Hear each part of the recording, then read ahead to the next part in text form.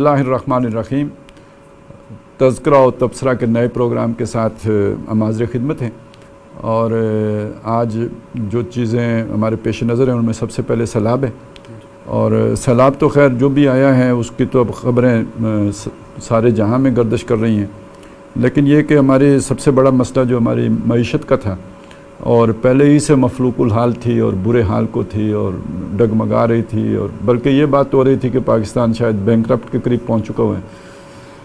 تو اب وہ جیسے ستیہ ناس کے اوپر سوا ستیہ ناس ہوتی ہے اور مارے کو جو ہے نا مرے کو مارے شام و دار، تو یہ سیلاب کی تباہ کاریوں نے آ کے معیشت کا مزید پٹھا بٹھا دیا ہے. بلکہ یہ کہ بعض لوگوں کا خیال تو یہ ہے کہ اگلے سال تک اس کے اثرات ہوں گے اور غلے کے اور گندم ہے، چاول ہے، اس کے یعنی زرعی اور غذائی اجناس کی بھی قلت کا سامنا ہو سکتا ہے. تو معیشت کا نقصان تو اپنی جگہ، لیکن یہ کہ قحط کے خطرات بھی سر پہ منڈلانے شروع ہو گئے.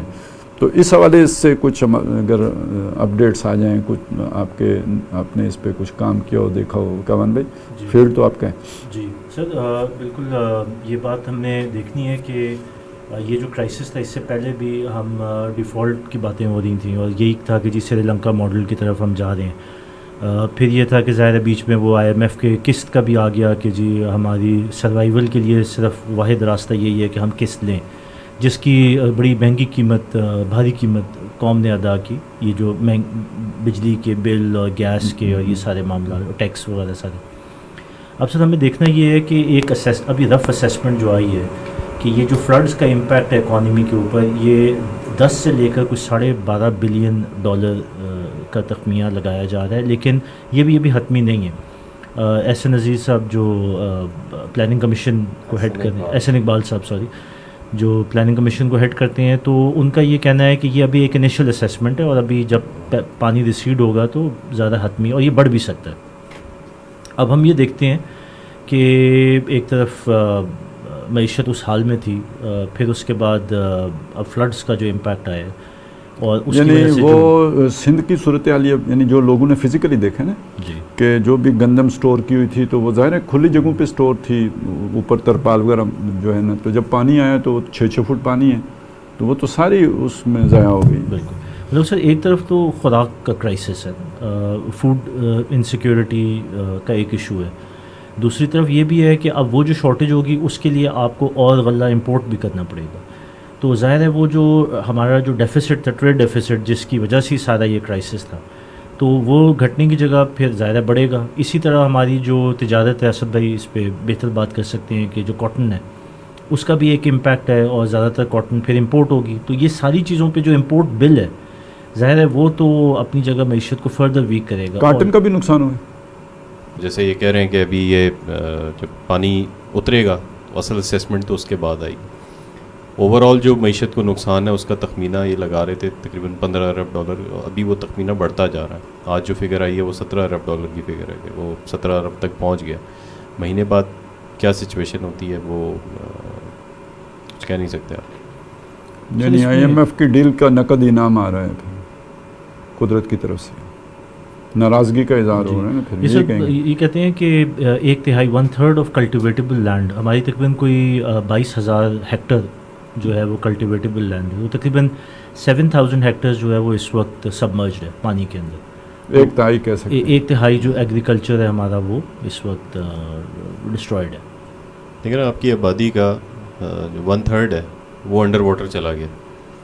تو اتنے بڑے پیمانے پہ جو ہے وہ پاپولیشن ڈسپلیس ہوئی ہے، جن لوگوں کو اپنے گھر چھوڑنے پڑ گئے. اب وہ ایک صاحب سے دادو کے اندر بات ہو رہی تھی تو وہ آج کل حیدرآباد میں. تو اس طرح کے لاکھوں لوگ ہیں. 3 کروڑ سے زیادہ کی کوئی 3 کروڑ سے زیادہ کی 3 کروڑ 10 لاکھ جنہوں نے اپنے گھر ڈسپلیس ہو گئے. 1300 کے قریب وفات. کرائسس صرف یہ نہیں ہے کہ جو ابھی لوگوں کا نقصان ہوا، ابھی اس کے نتیجے میں جو آگے ان امپلائمنٹ ہے اور اس کی وجہ سے جو لا اینڈ آرڈر سچویشن ہے اس کو کنٹرول کرنا ہے. وبائیں ہیں. ابھی جو لوگ وہاں جا رہے ہیں وہ ظاہری بات ہے وہ یہی کہہ رہے ہیں کہ اسکن ڈیزیزز کا بہت پرابلم ہے. پھر ابھی یہ جو آگے یہ سچویشن اس کے اندر مچھر آ رہا ہے اور ڈینگی کا یہ خاص سیزن ہوتا ہے تو یہ ڈینگی بہت زیادہ آ رہا ہے. مچھردانیاں جو ہیں وہ اتنی اویلیبل نہیں ہیں. تو یہ کرائسس در کرائسس ہے جو اس وقت درپیش ہے. سر اس پہ اجازت دیں اسد بھائی، میں ایک بات رکھنا چاہتا ہوں. سر ایک تو کرائسس ہے، اس فلڈ سے پہلے بھی کرائسس تھا معیشت کو اوور آل، فلڈز آنے کے بعد وہ کرائسس بڑھ گیا. بات یہ ہے کہ اب ہوگا کیا اس کرائسس سے نکلنے کے لیے؟ جو ایک راستہ ہمیں سمجھ میں آتا ہے، جو ڈیفالٹ راستہ ہے، وہ ہے کہ اور قرضے لیں گے ہم یا ایڈ مانگیں گے. تو وہ جو دلدل ہے جس میں ہم پہلے بھی دھنس رہے تھے اور بالکل ہی ڈوبے ہوئے تھے، تو اب ہم اس میں اور نیچے چلے جائیں گے.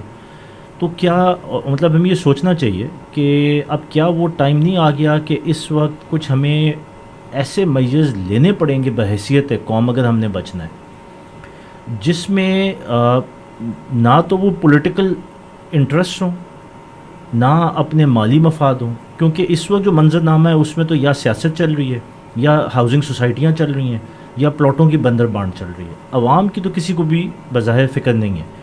تو اگر تو ہم نے کوئی ڈیسیجن لینی ہے تو میرے خیال میں اب اٹ از ہائی ٹائم کہ ایک فیصلہ کیا جائے کہ ایک نیشنل کنسنسس کے تحت ایک نئے رخ پہ جب تک ہم نہیں سوچیں. مہتاب بھائی، یہ ہمارے دونوں معیشت دان جو ہے نا قومی حکومت کی بات کر رہے ہیں.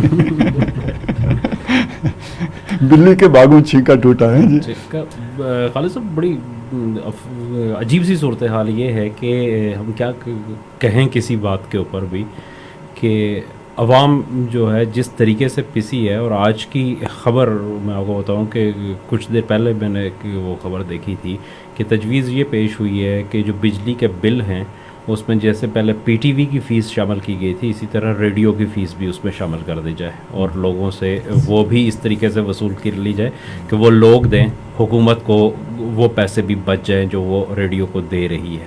اب اسی طرح کے اور مطلب کئی ایک اقدامات جو ہے نا موبائل کی فیس بھی شامل کر دیں. لیویز، ایزی لوڈ کے پیسے بھی آ جائیں گے. ایزی لوڈ کے پیسے، لیویز مطلب پیٹرولیم لیوی جو ہے اس کو بڑھانے کی باتیں کی جا رہی ہیں کہ اس میں اضافہ کیا جائے. پیٹرول پہلے ہی مطلب حکومت نہ ہوئی نا، وہ بینکوں کے وہ جو نہیں، وہ جیسے وہ پہلے جو ساہوکار ہوتے تھے مہاجن، تو ان کے بدماش ہوتے تھے نا ریکوری کرنے والے، جو کرکی کرتے تھے اور مطلب لوگوں کو گھروں سے نکال کے باہر پھینکتے تھے، جو بدماش انہوں نے رکھے ہوتے تھے.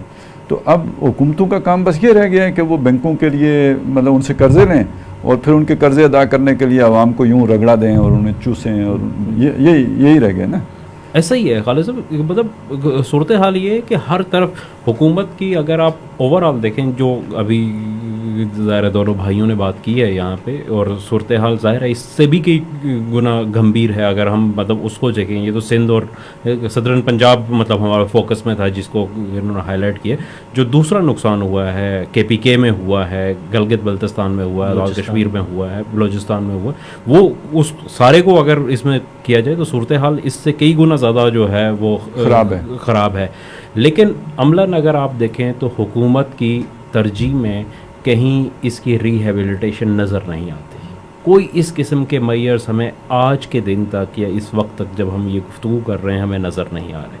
اچھا، میڈیا میں آپ دیکھ لیں تو اس سب کچھ اتنی بڑی پیمانے پہ تباہی ہونے کے باوجود کہ 1/3 ملک جو ہے وہ پانی کے نیچے ہے، پوری دنیا میں میڈیا چیخ رہا ہے، ہمارے میڈیا میں اسے 10% کوریج بھی، اس کی جو ٹوٹل آن ایئر کا ٹائم ہے اس کو دیکھیں تو اس کو 10% بھی کوریج نہیں مل رہی ہے اس کے اوپر. وہاں کے پرابلمس کیا ہیں، وہاں کیسے ہو رہا ہے. اور مطلب حکومت کا، میں کل ایک دوست سے بات کر رہا تھا جو ریلیف ایکٹیویٹیز میں تھے، تو انہوں نے کہا کہ یہ بڑی ایک عجیب سی بات ہے کہ یہ جتنی ریلیف کی ہو رہی ہے گورنمنٹ کے بغیر، چونکہ مشینری گورنمنٹ کے پاس ہوتی ہے تو گورنمنٹ کی وہ مشینری فعال ہی نہیں ہے وہاں پہ، اور اس کی وجہ سے امداد ضائع ہو رہی ہے. انہوں نے کہا کہ سڑکوں کے اوپر جو لوگ بیٹھے ہوئے ہیں اس میں ایک بڑی تعداد اور اکثریت وہ ہیں جو پروفیشنل ہیں وہاں پہ ایک شریف آدمی جس کا گھر گر گیا کہیں، وہ کہیں دور اپنے بچوں کو لے کے گیا کسی رشتہ دار کے پاس، اس نے رکھے ہوئے، وہ سڑک کے اوپر چارپائی رکھ کے نہیں بیٹھا. وہ ہو سکتا ہے ان میں سے بھی کچھ لوگ ہوں گے جنون، لیکن وہ 5-10% سے 90% وہ ہیں جو اسی مقصد کے لیے. اب جو بھی چیز جا رہی ہے وہ ہر گزر اٹھتا ہوا بندہ ان کو کچھ نہ کچھ دے کے جا رہا ہے, وہاں پہ ہو رہا ہے. اور جو ریئل لوگ ہیں اس کے کوئی ڈیٹا بیس نہیں ہے ہمارے پاس کہ کتنے لوگ تھے, کس ایریا میں کس کو امداد مل گئی ہے, کس کو نہیں مل گئی. ہونا تو یہ چاہیے ایک چھوٹی سی موبائل ایپ کے اوپر یہ ساری چیزیں اس وقت ہوتے ہیں. نادرا اس کے اندر فعال ہوتا اور وہ کہتا کہ کن لوگوں کے, جس کے پاس بھی جو بھی تنظیم لے کے جا رہی ہے اس نے اس کو پیسے دیے, وہ اپڈیٹ کرتا, اس کے پاس ایک ڈونر کی وہ آئی ڈی ہوتی, اس کو اپڈیٹ کر دیتا کہ اس بندے کو مل گئی ہے. دوبارہ جو جانے والا ہے اس کے اب تو فنگر پرنٹس اس کے اوپر موجود ہیں, فنگر پرنٹ سے آپ بایو میٹرک لے کے اسی وقت اسے کر سکتے ہیں. اس کی بھی کوئی ضرورت نہیں رہی کہ شناختی کارڈ اس کی جیب میں ہے یا نہیں ہے. لیکن حکومت مطلب وہی دوبارہ بات وہیں پہ آئے گی کہ کہیں نظر نہیں آ رہی اس کے اوپر, اور ایسے لگ رہا ہے کہ حکومت کا کام صرف لوگوں کو نچوڑنا ہے, ان کی خون کا آخری قطرہ بھی ان کی جسم سے اور ان کی جیبوں میں پڑا ہوا آخری سکہ بھی اس نے نکالنا ہے, اس کے علاوہ اس کا اور کوئی کام نہیں ہے. پرائیورٹیز مس پلیسڈ ہیں. اور سر یہ ہے کہ اگر یہی صورتحال رہی تو جس ڈیزاسٹر کی ابھی اسد بھائی نے بات کی کہ آگے جا کے قحط, بیماری, وائڈ اسپریڈ اور ریہیبلیٹیشن, جن کے گھر گر گئے ہیں, تو وہ تو پھر معاملہ اور زیادہ گھمبیر ہوگا. اب یہ ہے کہ اس سے کیا پولیٹیکل کرائسس ایک نیا کریٹ ہونے جا رہا ہے, یا اس میں کوئی ابھی سوچ بچار کرنے کا اصل مطلب بات تو یہ ہے کہ ویئر ڈو وی اسٹینڈ. کچھ باتیں ایسی چل تو رہی ہیں کہ بھائی عمران خان تو مطلب ہے وہ تو اب قابل قبول نہیں ہے, لیکن یہ کہ یہ والا سیٹ اپ بھی چلنے والا نہیں ہے. تو کوئی کیئر ٹیکرز نہیں, بلکہ یہ کہ جیسے وہ ایک ہوتا ہے نا 2-3 سال کے لیے کچھ ٹیکنوکریٹس کی گورنمنٹ آ جائے, انٹرم ٹائپ, وہ انٹرم, لیکن وہ ذرا تھوڑا لمبا انٹرم, 3 مہینے نہیں ہوگا, 3 سال ہو. مطلب جیسے بنگلہ دیش ماڈل جو ایک آیا تھا, جو اصل میں پہلے بھی یہی تھا نا, یعنی خان صاحب کو لانے کے پیچھے اصل پلان تو یہی تھا نا کہ سب کی چھٹی, اور خان صاحب کے بارے میں کیلکولیشن یہ تھی کہ یہ اپنے بندے ہیں, تو ذرا انہوں نے پھر نہیں اپنے بندے بنے, تو اس لیے وہ پروجیکٹ فیل ہو گیا نا. اصل میں خان صاحب کا تو فیلیور نہیں ہے, فیلیور ہاں جی جن کا وہ تھا. تو پروجیکٹ میں نے پہلے کہا تھا کہ ایسا تو نہیں ہو سکتا کہ آپ مطلب آپ نے ایک میزائل چلایا, اب اس نے نہیں ٹارگیٹ ہٹ کیا, تو اس کے بعد آپ مزید کوئی میزائل نہیں چلائیں گے. یہ تو آپ کا مائنڈ سیٹ ایسا ہے نہیں نا.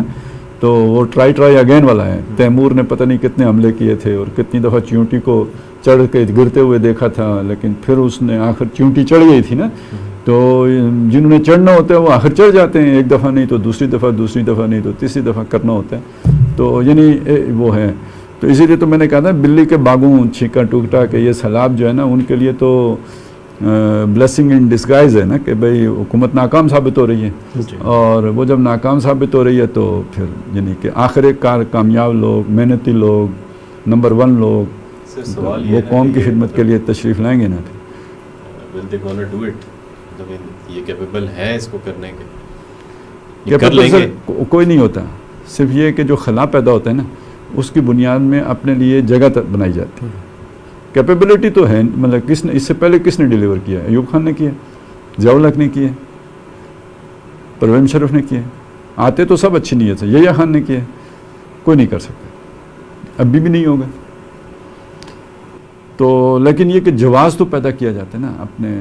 اصل میں 10 سال کا پروگرام ہوتا ہے, 10 سال میں ایک کیریئر تمام ہو جاتا ہے,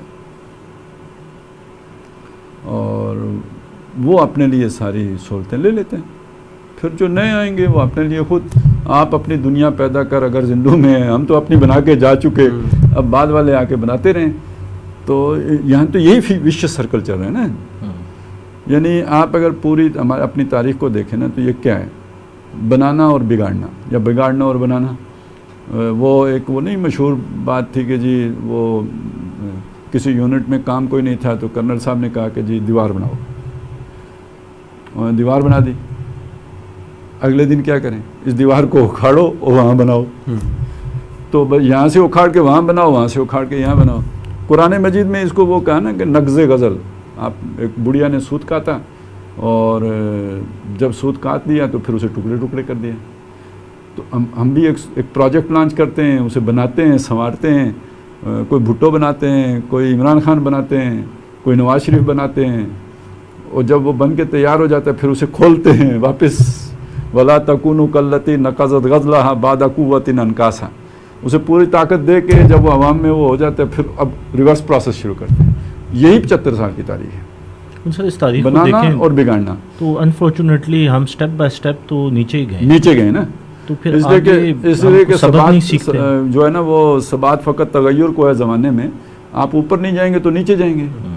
اس دائرے کے چکر کی وجہ سے آپ اوپر تو گئے نہیں تو پھر نیچے تو جانا ہی تھا.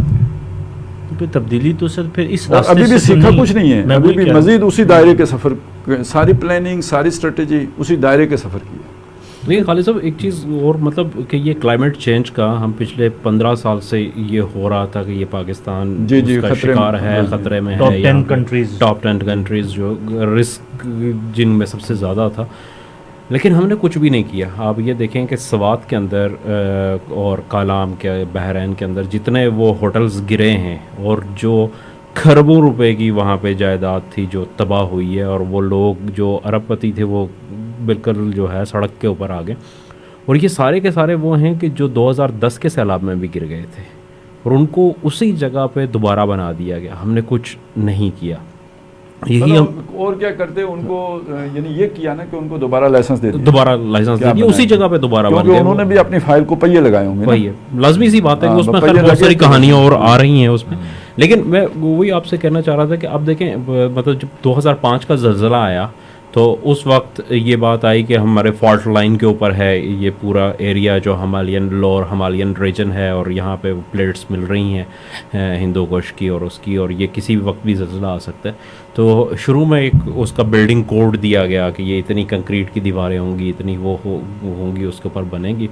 اچھا, وہ 20,000 25,000 روپے جو لوگوں کو ملے تھے اس کے اوپر پہلی قسط اور دوسری قسط میں اس کو جا کے باقاعدہ طور پہ ایگزامن بھی کیا گیا کہ اس کے مطابق بلڈنگ کوڈز پہ بن رہے ہیں, تو تب پیسے اس کے بعد ختم ہو گیا. آج کوئی بلڈنگ کوڈ وہاں پہ نہیں ہے. آج پھر وہ گھر سارے کے سارے اسی طریقے سے بن رہے ہیں جس طریقے سے یا بن چکے ہیں. ہزاروں اور لاکھوں کی تعداد میں گھر اسی طریقے سے بن چکے ہیں پورے KPK میں, آزاد کشمیر میں, کہ جو پہلے جیسے بنتے تھے. اس کے اندر کوئی ٹیکنالوجی نہیں آئی, کسی چیز کو انہوں نے نہیں کیا. یہی پنجاب کی بات ہے کہ یہ کچے کا جو علاقہ ہے, آپ یہ دیکھیں کہ انگریزوں کے دور سے 1920-21 میں یہ سیلاب آ رہے تھے تو وہ کچے کے جو ایریا ہے جہاں پہ بند دریاؤں کے نہیں ہوتے بلکہ بند سے اگلا جو علاقہ ہوتا ہے, وہاں پہ وہ گاؤں اسی طریقے سے بند اتنے ہی پیچھے ہیں. ہم نے کوئی اس کو ڈیولپ کرنے کی کوشش نہیں کی کہ یہ ہر سال, یہ تو بڑا سیلاب آ گیا, اگر یہ نہ بھی ہو تو کچے کے علاقے کے ہزاروں گاؤں جو ہے وہ ہر سال جب یہ مونسون کی بارشیں ہوتی ہیں تو پانی آتے ہیں اور وہ وہاں پہ اسی طرح سے تباہی ہو جاتی ہے. وہ لوگ پھر وہاں سے نکلتے ہیں, باہر جاتے ہیں. ان کے لیے ہم نے کچھ بھی نہیں کیا. اس طرح کا تو چلے ایک بڑی آفت ہے, اس کو تو ہم کہہ سکتے ہیں کہ چلے کسی حد تک جو ہے نا اس کے اوپر, لیکن مطلب کسی بھی چیز کے اندر کوئی پروگریس ہمیں کہیں نظر نہیں آ رہی ہے. دنیا بہت آگے سے آگے جا چکی ہے. اب ظاہر سی چیزیں کہ یہ چیزیں ڈیزاسٹرز کو چلیں سر, اللہ تعالیٰ اور پیسہ لائے, ڈالر لائے, ہماری سوسائٹیاں بڑھتے بڑھتے کچے میں پہنچ جائیں. جب ہماری سوسائٹی کچے میں پہنچے گی تو کچے کی قسمت بھی بدل جائے گی. اس سے پہلے تو بدلتی نظر نہیں آتی. بس یہ دعا کریں کسی بہانے ڈالر آتے رہیں. وہ اس دفعہ ایک لطیفہ جو ہے نا وہ 5 سپٹمبر کو بڑا مشہور ہوا تھا کہ ڈیفنس ڈے کی برکت سے اللہ کرے کہ ہمارا بھی ڈیفنس میں ایک پلاٹ جو ہے نا وہ ہو جائے. تو اب تو یہی بس یہی چلیں سر. تو وہ بات آئی تھی خان صاحب کے ریورسل کی, تو وہ تو اب لگتا ہے کہ کہانی اب نزدیک آتی جا رہی ہے. خان صاحب مطلب ابھی تو انہوں نے سٹینڈ لیا ہے نا جی, کوئی یو ٹرن نہیں دیا, کوئی معافی شافی نہیں مانگی ہے. خالد صاحب ایسا لگتا ہے کہ جہاں انہیں یو ٹرن لے لینا چاہیے تھا وہ وہاں نہیں لیا کہ یہ کوئی بات نہیں ہے کہ آپ سے ہو گئی, ظاہر ہے جلسے میں تھے, تقریر کر رہے تھے. They always do wrong things at the wrong time by the wrong way at the wrong time. وہ یہ یہاں پہ بھی کچھ ایسا ہی ہوگا, کچھ ایسا ہی ہے.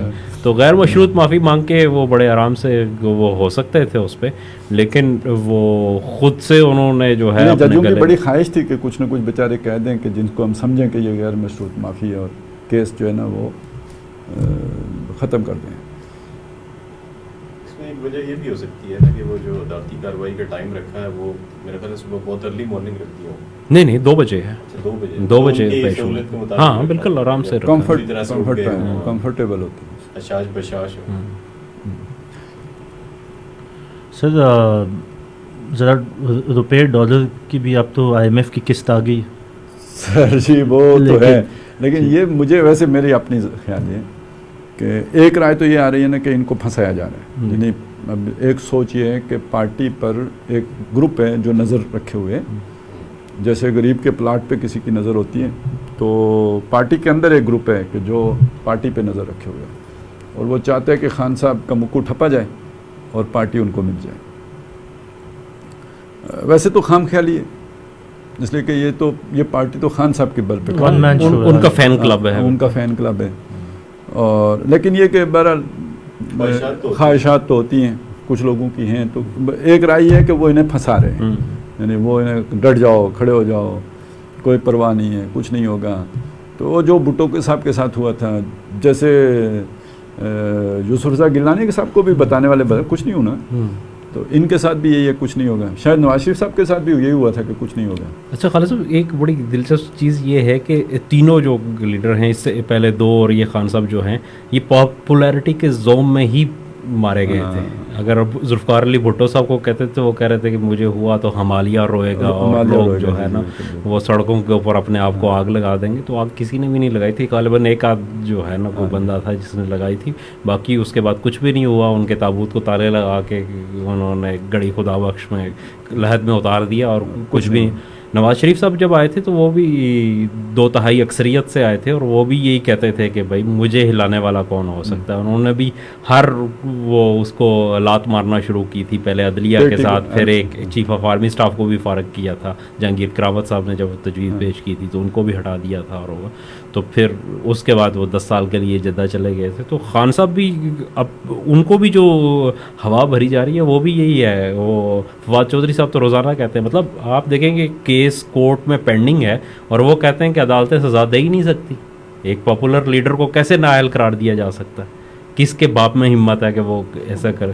تو یہ اولم یاد لہم کم اہلکنا من قبلہم من القرون یمشی فی مساکنہ, کہ ان کی ہدایت کے لیے یہ بات کافی نہیں ہوئی کہ ان سے پہلے ہم ان جیسے کتنے لوگوں کو ہلاک کر چکے ہیں, اور یہ ان کی بستیوں میں چلتے پھرتے ہیں. یہ رہائش رکھے ہوئے ہیں اس جگہ پہ جہاں پہ ان کی رہائش تھی, اسی وزیر اعظم ہاؤس میں بیٹھے ہوئے ہیں جو انہی کی طرح پاپولر لوگوں کا تھا. وہ کس انجام سے 2-4 ہوئے, ان کو یہ سمجھ نہیں آتی, لیکن نہیں آتی. نہ قوموں کو سمجھ آئی, وہ اللہ کے ہاتھوں ہلاک ہوتے رہے, اور نہ ہمارے سیاستدانوں کو سمجھ آتی ہے, وہ اللہ کے سایوں کے ہاتھوں ذل اللہ فی الارض جو ہے نا ان کے ہاتھوں انجام کو اتر رہے ہیں. تو بہرحال یہ تو سر یہ کوئی ہے, اقتدار کا نشہ ایسا ہی ہوتا ہے کہ مت ماری جاتی ہے. اقتدار کا نشہ ہو, دولت کا نشہ ہو, کوئی بھی تکبر اولاد کا ہو, کاروبار کا ہو, تو وہ مت مار دیتا ہے سر. 12 سنگے کا وہ 12 سنگوں والا نشہ ہو تو اسی میں بندہ پھنس جاتا ہے. تو یہ اچھا ایک بات اور بھی ہے ویسے, یعنی امکان کے یہ کہیں کسی نے نہیں ہے, میرے ذہن میں آئی ہے, میں آپ کے ساتھ شیئر کرتا ہوں کہ خان صاحب کے لیے جو ہے نا, بجائے یعنی آپ سوچیں اس سچویشن کو ذہن میں لائیں کہ ان کے اوپر توشہ خانہ کا کیس چلتا ہے, ان کے اوپر جو ہے نا وہ جو پیسے آئے تھے انگلینڈ سے واپس ملک ریاض کے, اور جو اور کابینہ کے فیصلے کے مطابق وہ یعنی وہ تھے تو گورنمنٹ کے, اور کابینہ نے فیصلہ کر کے وہ ملک ریاض کو دے دیے, یعنی اس نے جو دینے تھے عدالت کے حکم پر وہ اس کھاتے میں ایڈجسٹ کر لیے گئے. وہ والا کیس ہو, فارن فنڈنگ والا کیس ہو, عارف نقوی کے ساتھ بریکٹ ہونا ہو, تو جو ان کا انٹرنیشنل امیج ہے وہ کتنا تباہ ہوگا.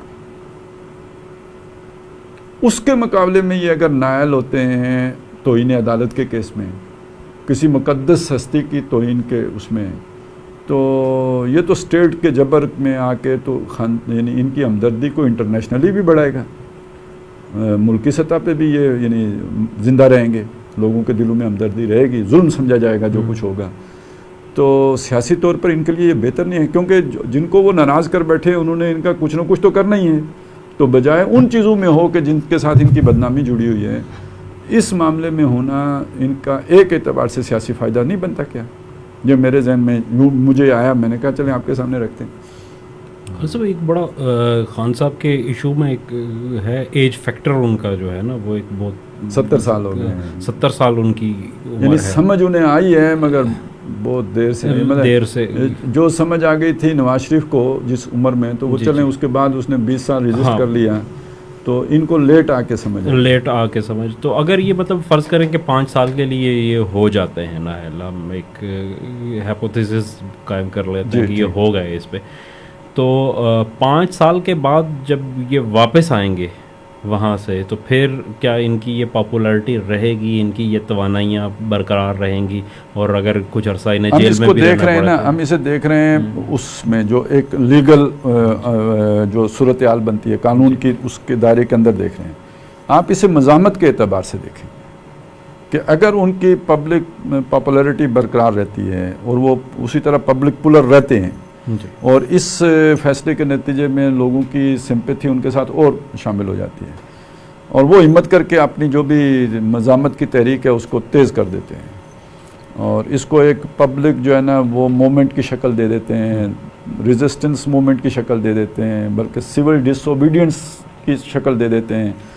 تو یہ تو پھر ساری چیزیں 75 سال ہونے کی ضرورت تو نہیں ہے نا، یہ تو پھر 71-72 بندہ 72 جائے گا یا 73 جائے گا، جو بھی دو میں سے تخت یا تختے کی صورت بن جائے گی. جی علی صاحب، میرا اب بھی خیال یہ ہے کہ تھوڑا سا یہ سینیریو چینج ہے، چونکہ خان صاحب کا جو فین کلب ہے، ایک بڑا مسئلہ یہ ہے کہ وہ ریزسٹنس والی جو ہے نا اس کے اندر کیپیبلٹی خاصی کم ہے کہ وہ آ سکے. باقی ہم نے نواز شریف کی بھی دیکھا تھا کہ وہ بھی جب ہوا تو اس کے کسی نے ریزسٹ اس طریقے سے نہیں کر سکا، اس کو بھی نکالا، وہ بھی سڑکوں پہ بڑا آیا. یہ ایک علیحدہ ایشو ہے ہمارے ملک کا کہ جو بڑے پاپولر لیڈر ہوتے ہیں وہ پبلک پولر بھی ہوتے ہیں، لیکن جب ریزسٹنس کا موقع آتا ہے تو وہ لوگوں کو گھروں سے نہیں نکال پاتے. اور خصوصاً مطلب دیکھیں ان کے جو جلسے جلوس ہیں اس کے اندر وہ ہوتا یہ ہے کہ کوئی ایک بڑا سنگر بھی وہ بلاتے ہیں، خان صاحب کا اپنا چام بھی ہوتا ہے، لوگ شغل میں لے کے لیے آتے ہیں اور وہ ایک بڑا کنسرٹ کی صورت میں ہوتی ہے. تو اگر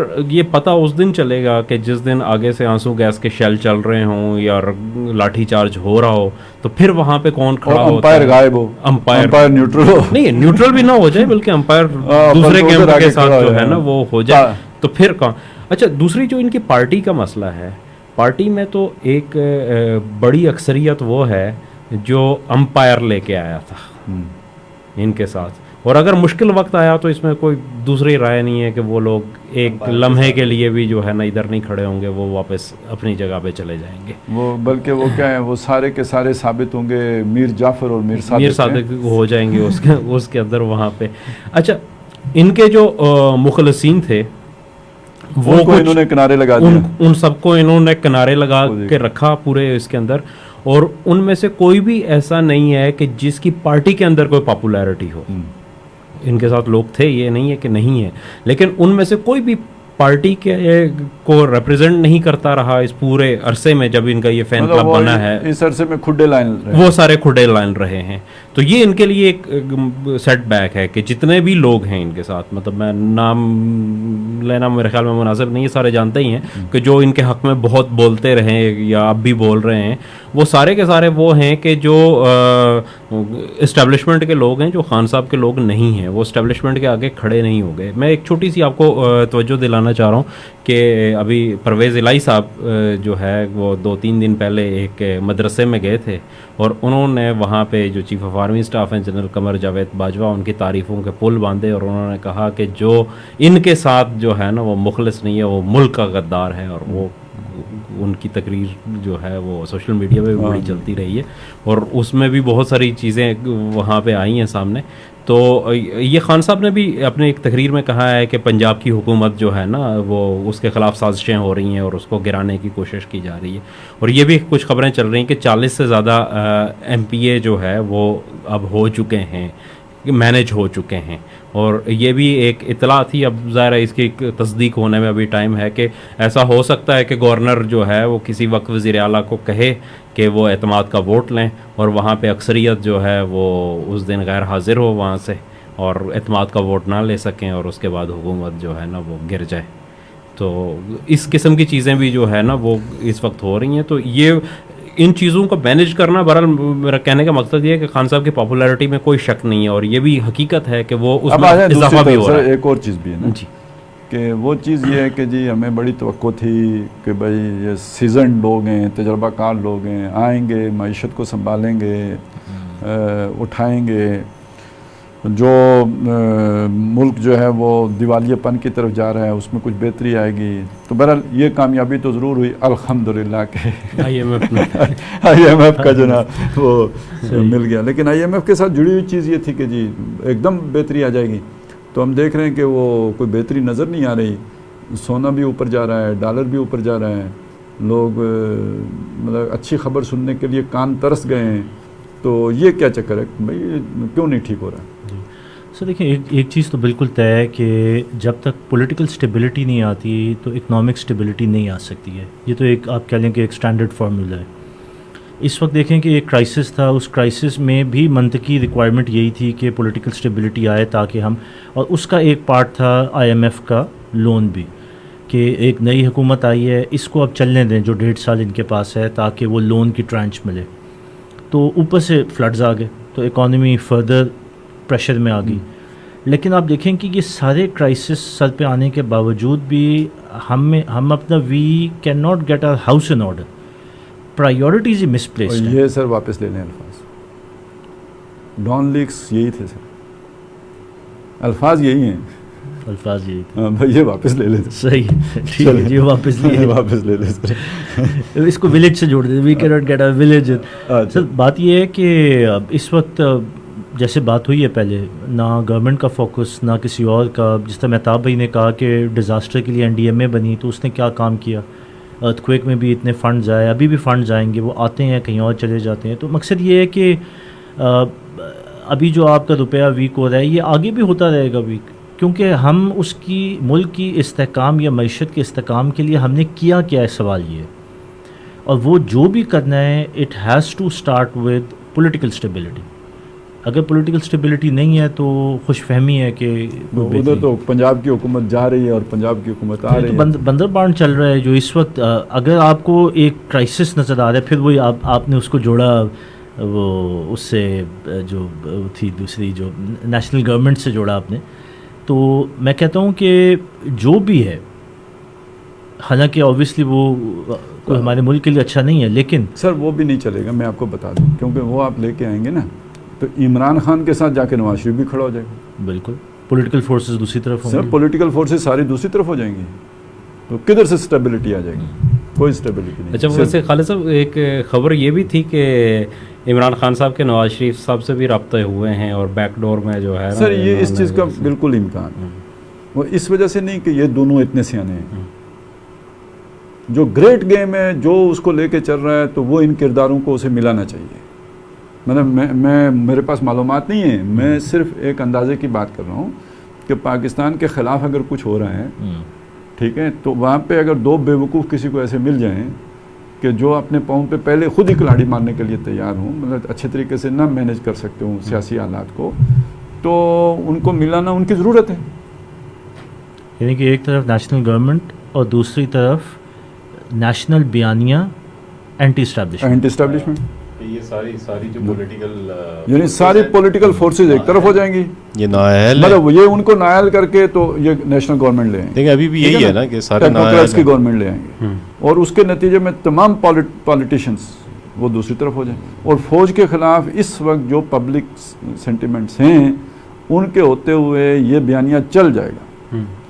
یعنی وہ اتنے شدید ہیں کہ وہ عمران خان جو 4 سال کچھ نہیں ڈیلیور کر سکا، وہ لوگ اس کی طرف بھی صرف اس وجہ سے کہ وہ اینٹی اسٹیبلشمنٹ ہوا ہے اس کے پیچھے آ کے کھڑے ہو گئے. تو جب تمام پولیٹیکل جو ہے نا فورسز وہاں آ کے کھڑی ہوں گی تو آپ ذرا اس کا اندازہ، وہ جو آپ کہتے ہیں لوگوں کو نہیں نکال سکتے، لوگ نکلے ہیں نا آخر. جب ایسا ہوتا ہے تو 77 میں نہیں نکلے تو نکل آتے ہیں. سوال جو آپ کا تھا کہ ٹرنچ بھی آ گئی آئی ایم ایف کی، ڈالر کیوں اوپر جا رہا ہے؟ ہاں اصل بات یہ ہے، انہوں نے کہنا کہ وہ پولیٹیکل اسٹیبلٹی نہ ہونے کی وجہ سے نا. اچھا تو وہ تو مستقبل میں بھی نظر نہیں آ رہی. ٹھیک ہے، دیکھیں پریکٹیکلی اس کے اندر کیا فیکٹرز انوالو ہیں. آپ بزنس کمیونٹی سے پوچھیں نا تو وہ یہ کہیں گے گورنمنٹ، کون سی گورنمنٹ؟ کوئی گورنمنٹ ہے اس وقت؟ دیر از نو گورنمنٹ. یہ کب سے ہم یہ بات کر رہے ہیں کہ اسٹیٹ بینک کی یہ رسپانسبلٹی ہوتی ہے کہ یہ کرنسی کی جو فلکچویشن ہوتی ہے اس کو کنٹرول کرتی ہے. اسپیکولیشن کو باندھ کے رکھنے والی اتھارٹی اسٹیٹ بینک ہے. آپ نے اسٹیٹ بینک اٹھا کے ٹرے میں خود رکھ کے IMF کو دے دیا, وہ کچھ نہیں کر سکتا اس کے اوپر. ابھی جو پہلے 1-1.5 مہینہ پہلے جو ڈرامہ ہوا کہ ڈالر جا کے 248 تک جو ہے وہ ٹریڈ ہوا, یہ سب گورنمنٹ اسٹیٹ بینک کی ناک کے نیچے ہی ہو رہا تھا نا. کیا کیا انہوں نے, اور بیان تک دے دیا کہ ہمیں پتہ ہے کہ یہ چند بینکرز ہیں کر رہے ہیں لیکن ہم کچھ نہیں کہیں گے, ہم صرف آبزرو کر رہے ہیں. یہ مذاق ہے, ہم ملک کے ساتھ مذاق کرتے رہے. ابھی یہ جو اوپر جا رہا ہے کیونکہ آپ کی ساری جو میجر کموڈیٹیز ہیں ملک کے اندر, چاول ہے, کپاس ہے, آپ کی ویجیٹیبلز ہیں, فروٹس ہیں, اس کے اندر سیویئر کرائسس آ چکا ہے. اور آگے آپ کو لگ رہا ہے کہ آپ کو شاید ٹریڈ افغانستان کے ساتھ تو آپ کر ہی رہے ہیں, آپ کو انڈیا کے ساتھ بھی آفیشیل ٹریڈ کھولنی پڑے گی, موسٹ پروبلی لگ یہ رہا, کیونکہ مجبوری ہے. ٹھیک ہے, اب جب یہ سارا کچھ ہوگا ڈیفینیٹلی ڈالرز باہر جائیں گے. تو یہ چیزیں نظر آ رہی ہیں نا یہاں پہ, جو انویسٹر طبقہ ہے ان کو تو نظر آ رہی ہیں. تو اس لیے دے آر اسپیکولیٹنگ اگین. یہ دوبارہ جو اسپیکولیشن ہو رہی ہے اس کی وجہ سے یہ ڈالر کے اوپر پریشر آ رہا ہے. اور اس پریشر کو روکنے والی اگر تو کوئی گورنمنٹ ہوتی تو وہ کنٹرول کرتی. مثال کے طور پہ آپ اسلام آباد میں اناؤنس کر دیں کہ 2 دن کے لیے پولیس نہیں ہوگی, کیا ہوگا یہاں پہ؟ آپ امیجن کریں 2 دن کیا ہوگا, آپ اناؤنس کر دیں. تو ہم نے سر معذرت کے ساتھ 6 سے 8 مہینے ہو گئے, ہم نے آفیشیلی اناؤنس کیا ہوا ہے کہ اس ملک میں فائنینشیل کرپشن یا فائنینشیل اسپیکولیشن کو روکنے کے لیے کوئی اتھارٹی نہیں. جو اتھارٹی تھی ہم نے اس کو انڈر دا کارپیٹ کر دی. اتنے بڑے لیول پہ یہاں پہ گیم ہو رہی ہے اور یہ سارا کچھ ہو رہا ہے. ایسا نہیں ہے کہ یہ اس کے سولوشنز نہیں ہیں, بڑا کچھ ہے, اسی ملک کے اندر سے سولوشنز نکل سکتے ہیں, لیکن اس چیز کی ولنگنیس نہیں ہے. یہ جو ابھی آپ بات کر رہے ہیں کہ یہ سارے پولیٹیکل پارٹیز کو ایک طرف کارنر کر کے لوگوں کو یہی کہہ دیا جائے کہ یہ سب کے سب نااہل ہیں, ہم آپ کو سولوشن دیتے ہیں. تو وہ سولوشن کیا آئیں گے؟ وہ سولوشن وہ سب کو پتہ ہے کہ کیا سولوشنز آتے ہیں. اچھا اسد بھائی, آپ کی بات میں ایک چیز میں ایڈ کروں. سر یہ جو انہوں نے بات کی نا, اس کے ساتھ ساتھ ایک بیانیہ اور بھی بنایا جاتا ہے, اور وہ بنایا جاتا ہے ان کنسلٹنٹس یا ان تھنک ٹینکس کا جو کہ عالمی سطح پہ بیٹھے ہوئے ہیں, اور اس کے اندر IMF, ورلڈ بینک, یہ سارے. تو IMF کی میں ایک اسیسمنٹ رپورٹ دیکھ رہا تھا کہ ان کے مطابق 2027 تک جا کے کہیں ہمارا جو بیلنس آف ٹریڈ ہے وہ بیلنس ہوگا, یا وہ جو پریشرز ہیں وہ کم ہوں گے. تو انہوں نے ایک بیانیہ آلریڈی کریٹ کر دیا کہ 2027 تک کا ٹائم ہے. یہ جو ساری اکنامک ایڈجسٹمنٹس جو EFF یہ جو پروگرام کے تحت آئی ہیں شرائط, اگر ہم اچھے بچوں کی طرح تابع دار ہو کے ان کی ساری شرائط مانتے رہیں گے, 2027 میں کہیں جا کے آپ کو ریلیف ملے گا اکنامکلی. اب بات یہ ہے کہ دیکھیں یہ جو سارے ادارے ہیں یہ تو ایک ایجنڈا پہ کام کرتے ہیں, تو ہمیں بہت اچھی طرح پتہ ہے. لیکن سر دیکھیں جو خود مختار ملک ہوتے ہیں جہاں پہ ٹرو لیڈرشپ ہوتی ہے, وہ ان اسیسمنٹس کو ہمیشہ دے پروو دیم رانگ. اور وہ کس طرح ہوتا ہے؟ وہ پولیٹیکل وزڈم ہوتا ہے کہ آپ ریفارمز لے کے آتے ہیں, اور یہ چیز کوئی انہونی نہیں ہے. یہ ساؤتھ امریکہ میں بھی ہوا ہے, یہ چائنا نے بھی کر کے دکھایا ہے. آپ ایسی out of the box policies لاتے ہیں کیونکہ یو نو یور اکانومی. وہ جو ایک بیٹھا ہوا امریکہ میں یا لنڈن میں آپ کی رپورٹس کے اوپر اسیسمنٹ کر رہا ہے, جس میں وہ نمبر فجنگ بھی کرتا ہے, یہ تو اکنامک ہٹ مین والا کام ہمیں پتہ ہے کہ یہ ہوتا ہے. تو اس کو آپ کی اکانومی کا یا گراؤنڈ ریالٹی کا زیادہ پتہ ہے, یا آپ کی پولیٹیکل لیڈرشپ. لیکن مسئلہ وہی ہے نا کہ یہاں پولیٹیکل لیڈرشپ کی سنسیریٹی چاہیے. سنسیریٹی کے علاوہ جس کی وزڈم ہوگی اس کو ڈفرز آنے نہیں دیتے نا. یہ بات بھی ہے کیونکہ وہ سمجھتے ہیں کہ وہ ساری وزڈم ان کے پاس ہے. دیکھیں آپ کے پاس اگر ہم تھوڑی سی سولوشنس کے اوپر بات کر لیں, کوئی اتنا مشکل کام نہیں ہے. افغانستان آپ کی نیبر کنٹری ہے. افغانستان کے اندر بہت پوٹینشیل موجود ہے. آپ کی جو کموڈیٹیز کی ریکوائرمنٹس ہیں یہ افغانستان کسی حد تک پوری کر سکتا. جب سے وہاں نئی گورنمنٹ آئی ہے وہاں پہ law and order situation controlled ہے. گورنمنٹ ان کی جو ہے وہ سیکیورٹی دیتی ہے, انشورنس دیتی ہے کہ اگر آپ افغانستان سے کوئی ٹریڈ کریں گے تو وہ ہر قسم کی وہاں پہ آپ کو پروٹیکشن دینے کے لیے تیار ہیں. کک بیکس نہیں ہے. آپ پاکستانی شہری ہوتے ہوئے بھی افغانستان کے ٹریڈرز سے ڈائریکٹ کانٹریکٹس کر سکتے ہیں. آپ کے پاس سولوشنز موجود ہیں. سب سے بڑا فائدہ آپ کو یہ ہے کہ آپ کو $US میں ٹریڈ نہیں کرنی پڑتی. سر یہیں سے ایک بات اور سوچ لیں, آپ پاک روپی میں ٹریڈ کرتے ہیں. ایک بات یہیں پہ اور دیکھ لیں, یعنی یہ آپ کے لیے وے آؤٹ تھا. اب اس کے آگے بھی آ کے باندھا جا رہا ہے نا. بالکل. وہ ایک کرکٹ کے ایک ایونٹ کو لے کے نفرت کی دیواریں کھڑی کی جانی. جی بالکل. وہ تو ایونٹ بھی بڑا عجیب سا ہے, کیونکہ بہرحال پلیئر جو ہوتا ہے وہ بڑا ڈسپلنڈ ہوتا ہے, بہت اس کے پیچھے پوری مینجمنٹ ہوتی ہے. یہ آپ نے عرصہ ہو گیا کوئی یہ بلے لہراتے ہوئے پلیئر نہیں دیکھے ہوں گے. جی جی بالکل. ٹھیک ہے نا, یہ غیر معمولی واقعہ. افغانستان پہ آپ بات کر لیں, میں صرف اس چیز کو کمپلیٹ کروں گا. میں اس لیے وہ بات کہہ رہا ہوں کہ اس چیز کو لے کے تو ایک پوری لابی ہے کہ جس نے نفرت کو بڑھانے کی کوشش کی, بڑھانے اس طرف سے بھی اس طرف سے بھی, یہاں تک کہ کرکٹ بورڈ کے چیئرمین نے بھی لیٹر لکھنے کی اور یہ وہ باتیں کر دی ہیں. یار مطلب انڈیا والے تمہیں جناب تمہیں ذلیل کر کے رکھ دیں تو تم کیوں نہیں کرتے ہو. صحیح. ٹھیک ہے نا. یہاں ایک واقعہ قصور بھی تمہارے پلیئر کا ہے, یعنی ثابت ہو گیا نا, پابندی اس پہ لگی ہے. نہیں پابندی نہیں, دونوں کے اوپر میچ کا 25% دونوں پلیئرز. اچھا دونوں کے اوپر ہوا ہے. اچھا پابندی کا نہیں ہوا. نہیں جرمانہ ہوا ہے دونوں کو, میچ فیس کا 25% دونوں کو جرمانہ ہوا. ٹھیک. تو بہرحال بلہ لہرانے کا کام اور یہ جو وہ سارا وہ تو آپ کے پلیئر نے کیے ہیں جو کہ ایک کنڈکٹ کے خلاف ہیں. تو اس کے باوجود آپ خط لکھ رہے ہیں, آپ یہ کر رہے ہیں. انڈیا کے ساتھ آپ اسٹیڈیم خالی کر کے بھی کھیلنے کے لیے تیار ہیں, اور یہاں پہ آپ کی انا جو ہے نا اتنی بلندیوں پہ ہوتی ہے.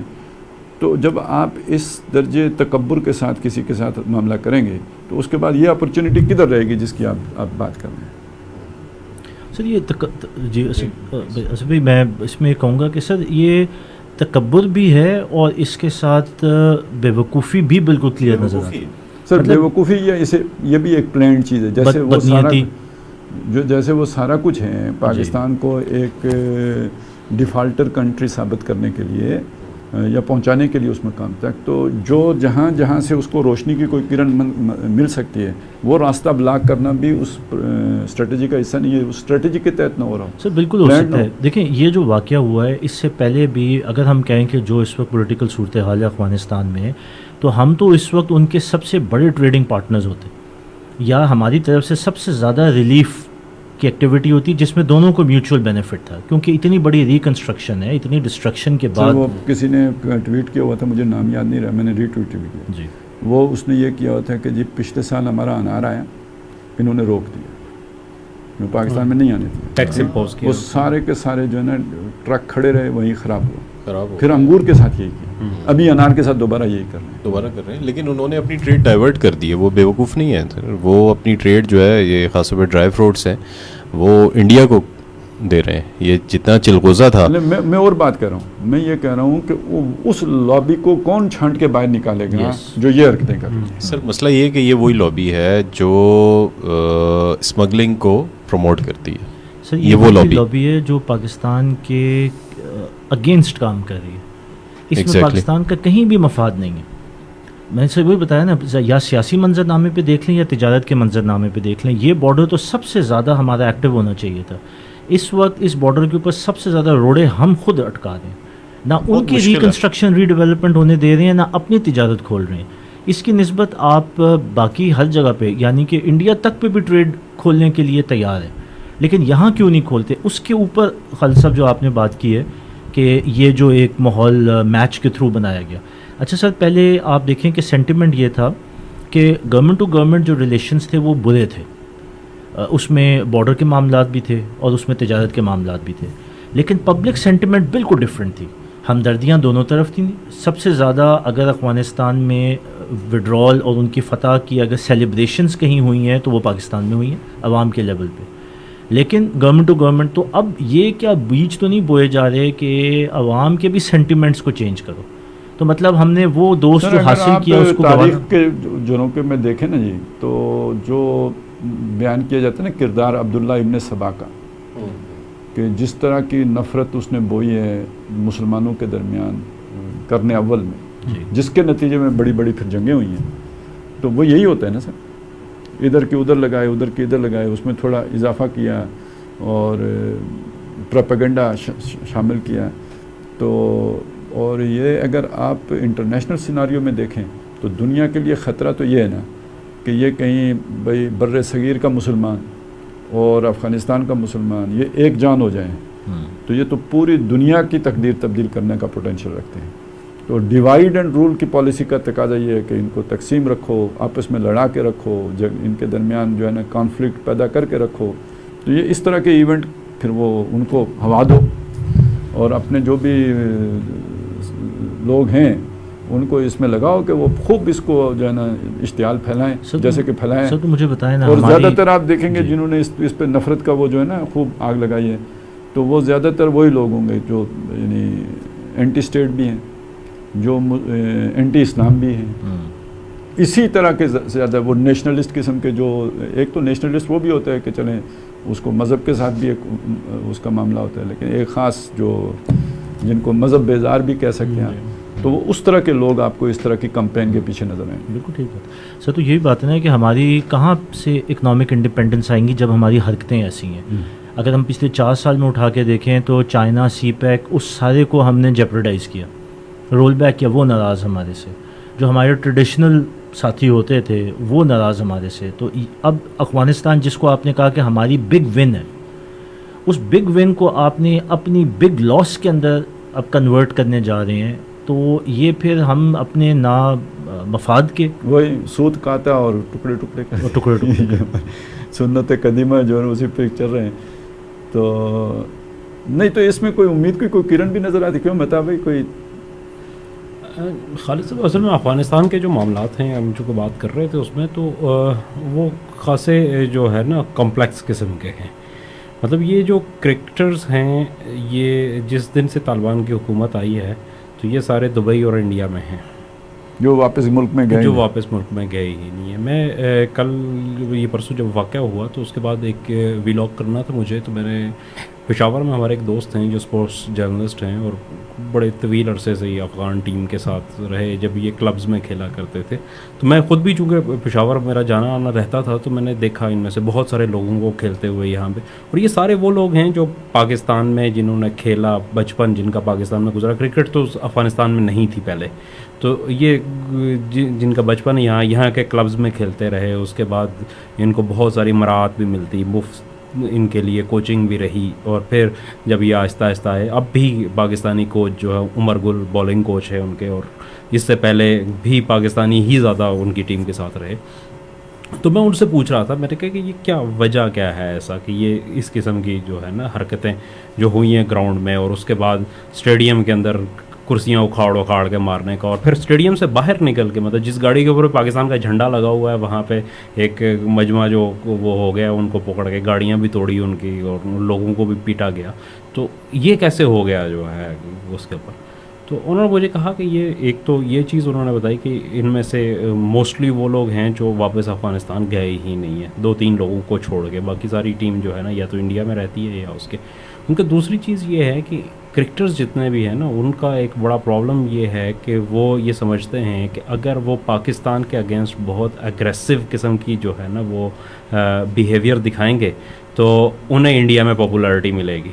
انڈینز ان کو جو ہے نا بڑا وہ اٹھائیں گے اس کے اوپر، اس سوشل میڈیا کے اوپر بھی وہ ہیرو بنتے ہیں. اچھا IPL میں ان کے ریٹس اچھے لگتے ہیں جو پاکستان کے اگینسٹ جو ہے وہ کر رہے ہوتے ہیں، اور پھر انہیں ماڈلنگ کے کانٹریکٹس بھی ملتے ہیں. کچھ اس قسم کی جو ہے نا وہاں پہ بھی چیزیں ہو رہی ہیں. تو اس کے یہ سینٹیمنٹس جو ہے یہ بیسکلی اس کے لیے کچھ لوگوں کا وہ ہے پراپرلی جو ہے نا وہ آپ کہہ رہے تھے کہ پلاننگ ہے. تو شاید اس لیول پہ تو یہ پلاننگ نہ ہو کہ پاکستان انڈیا کے تعلقات، اپنا پاکستان افغانستان کے تعلقات اور اس کی جو مستقبل کی ہے، لیکن یہ چند لوگوں کی عاقبت اندیشی یہ ہے کہ وہ یہ سمجھتے ہیں کہ شاید اس قسم کی حرکتیں کر کے انہیں کوئی معاشی مفادات زیادہ ہو سکتے ہیں اور اس پہ. اچھا، اور پھر ایک اور مزے کی بات یہ ہے کہ اگر UAE میں دیکھیں تو میں یہ سمجھتا ہوں کہ ہمیں کچھ کریڈٹ بہرحال جو ہے نا وہ پاکستان کو اور پاکستانی معاشرے کو اس پہ دینا پڑے گا کہ جتنے بھی لوگ UAE میں یا باہر ہیں افغانی، یہ سارے وہ ہیں کہ جو کم از کم پچھلے 1-1.5 سال کے دوران جب انہوں نے ٹریول کیا ہے تو یہ پشاور سے آ کے انہوں نے ٹریول کیا ہے، چونکہ انٹرنیشنل فلائٹ اب کابل سے کوئی چل نہیں رہی ہے. تو یہ پاکستان سے ہی، اگر پاکستان میں مطلب اس طرح کا ری ایکشن ہو جو ہمیں اسٹیڈیم کے اندر اور اسٹیڈیم کے باہر نظر آیا ہے، تو پھر آپ جانتے ہیں کہ پشاور اور KPK اور بلوچستان کو چھوڑ دیں، اسلام آباد کے اندر بھی افغانیوں کی ایک بہت بڑی تعداد ہے، لیکن یہاں پہ کہیں ایسا نہیں ہوا کہ کسی افغانی کے کاروبار کے اوپر جا کے لوگوں نے دھاوا بولا اور اس کو وہ کیا.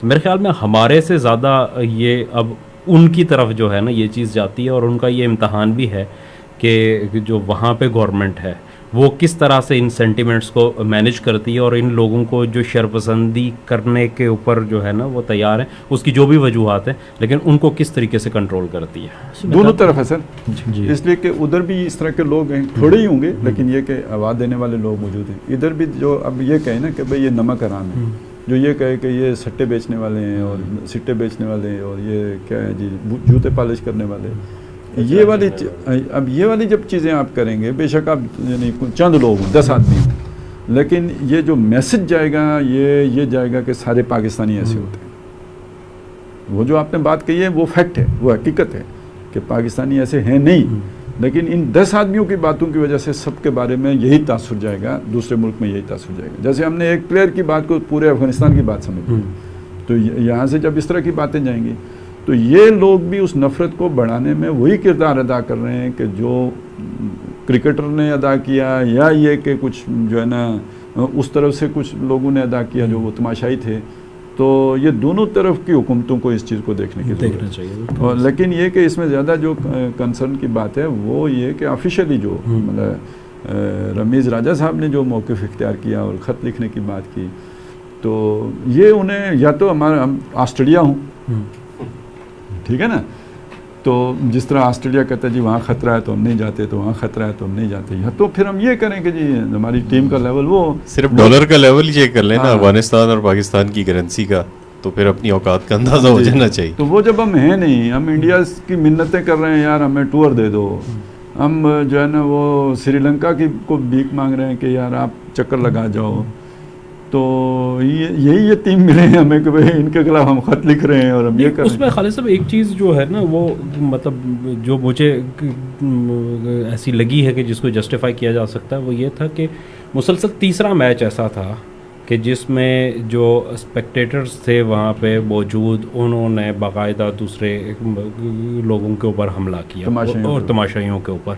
تو اس میں بھی جو خط لکھنے کا تھا, اچھا اس میں بھی ایک چیز چونکہ اب بات وہ زیادہ ہمارے ٹاپک پہ آ گئی ہے کہ وہاں پہ اس ایشیا کپ کو کور کرنے کے لیے اسلام آباد سے بھی بہت سارے لوگ گئے ہوئے ہیں. تو ان سے ایک حساب سے میں نے پوچھا تو انہوں نے کہا کہ یہ جو پابندی بھی لگی ہے 25% وہ اس وجہ سے لگی ہے کہ وہ مسلسل جو ہے وہ افغان ٹیم کے کچھ پلیئرز گالیاں دے رہے تھے, اور جہاں پہ بیٹ لہرانے کا بھی تھا اس کا پہلے وہ پشتو میں دے رہے تھے, اور اس کے بعد جب وہ اس کو آؤٹ کر کے اس نے منہ پہ آ کے نا اسے اردو میں گالی دی, تو اس کے اوپر جو ہے نا اس نے, اور پھر وہ نسیم شاہ چونکہ یہ تو آصف تو خیر تھا ہی, یہ جو پنجابی تھا فیصل آباد کے ہیں, تو ظاہر ہے اس کو تو پشتو کی نہیں سمجھ آ رہی تھی.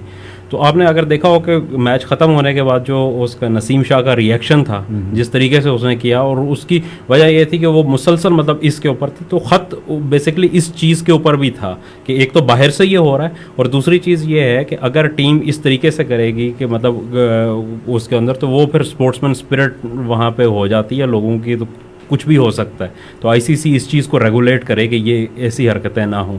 اور انہوں نے کہا کہ جس حساب سے میری بات ہوئی تھی کل صبح کے وقت ہوئی تھی, یہ فیصلہ شام کو آیا, تو انہوں نے کہا کہ پھر اس جو لیٹر کے اوپر باقاعدہ آئی سی سی نے جو وکٹ کیمرہ ہوتا ہے اس کی ریکارڈنگ اس کے مائک کی انہوں نے لی, اور اس کی بیس کے اوپر جو ہے وہ ڈیسیژن آئے گا. اور ڈیسیژن یہی ہے کہ آئی سی سی نے یہ بات اس وقت کنفرم کر دی تھی, صبح کے ٹائم 8-9 بجے میری بات ہوئی تھی, تو انہوں نے کہا کہ اس وقت آئی سی سی اب تک یہ کنفرم کر چکا ہے کہ بین نہیں کیا جائے گا, چونکہ صورتحال ایسی تھی وہاں پہ کہ کسی بھی بندے کے جذبات وہ ہو سکتے ہیں. ادروائز بیٹ اس طریقے سے مارنا یا اس کو پنچ مارنے کی کوشش میں وہ لیول 1 کا افینس تھا اور اس کے اوپر بین بنتا تھا.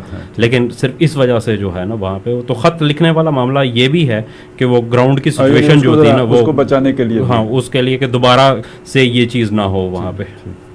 ٹھیک ہے جی, اس ہفتے کے لیے تذکرہ و تبصرہ میں اتنا, اور آئندہ ہفتے انشاءاللہ پھر حاضر ہوں گے. حالات و واقعات کی رفتار بہت تیز ہے, انشاءاللہ اگلے ہفتے بھی امید ہے کہ کچھ ہوگا ہمارے پاس ڈسکس کرنے کے لیے. تب تک کے لیے اتنا ہی. السلام علیکم ورحمۃ اللہ. سبحان اللہ والحمد للہ ولا